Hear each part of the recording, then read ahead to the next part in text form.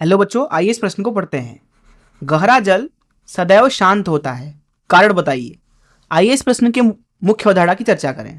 मुख्य अवधारणा, हम क्या करते हैं कि यहाँ पे जल ले लेते हैं कुछ इस तरीके से। ये किसी नदी का भी जल हो सकता है, ये समुद्र भी हो सकता है, ठीक है। मान लीजिए ये जल जो है वो प्रवाहित हो रहा है कुछ इस तरीके से, इस दिशा में।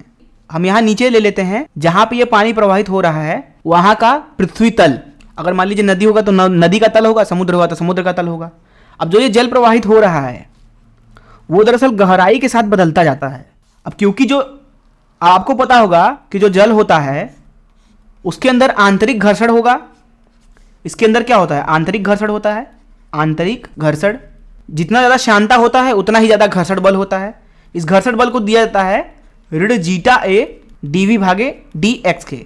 जो जीटा होता है वो होता है शांता गुणांक। अब इस आंतरिक घर्षण की वजह से होता यह है कि जब ये पानी जो है प्रवाहित होने की कोशिश करेगा, तो क्योंकि यहाँ पे तल रुका हुआ है और पानी प्रवाहित होने की कोशिश करेगा, तो पानी इस दिशा में जाने की कोशिश कर रहा है, और जो यहाँ पे तल है पृथ्वी तल, वो दरअसल रुका हुआ है, तो वो जल को जाने से रोकेगा।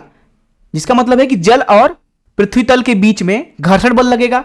हम ये मान लेते हैं कि यहाँ पे पृथ्वी तल के ऊपर जो पानी है वो रुका हुआ है। फिर होगा ये, तो जल की जो रफ्तार है वो ऊपर जाते हुए थोड़ी थोड़ी बढ़ती जाती है, बढ़ती जाती है, बढ़ती जाती है। हम जितना दूर जाएंगे सतह से उतनी ही ज्यादा रफ्तार बढ़ती जाएगी, क्योंकि हम तल से दूर जा रहे हैं। अब जितना ज्यादा आप दूर जाएंगे तल से, उतनी ही ज्यादा पानी की जो रफ्तार है वो बढ़ती जाएगी। और ऐसा हुआ इस तल की वजह से।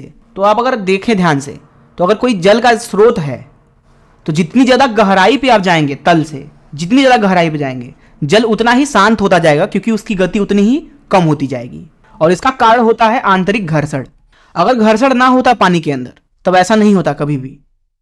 तो अगर इस मुख्य अवधारणा का इस्तेमाल करके इस प्रश्न को हल करा जाए, तो प्रश्न में पूछा जाता था कि गहरा जल सदैव शांत होता है, कारण बताइए। तो इसका कारण हो जाएगा आंतरिक घर्षण। आंतरिक घर्षण, क्योंकि घर्षण ही है जो गति का विरोध करती है। जो पृथ्वी तल है वो रुका हुआ है, तो पानी को आगे जाने नहीं देगा। तो जितना ज्यादा गहराई होगा उतना उस गहराई पे जल की गति उतनी ही कम होगी, क्योंकि जो पृथ्वी तल है वो पानी के आगे जाने का विरोध करेगा। तो इस तरीके से हमने इस प्रश्न को हल कर लिया। मैं आशा करता हूं कि आपको इस प्रश्न का हल जरूर समझ में आया होगा। धन्यवाद।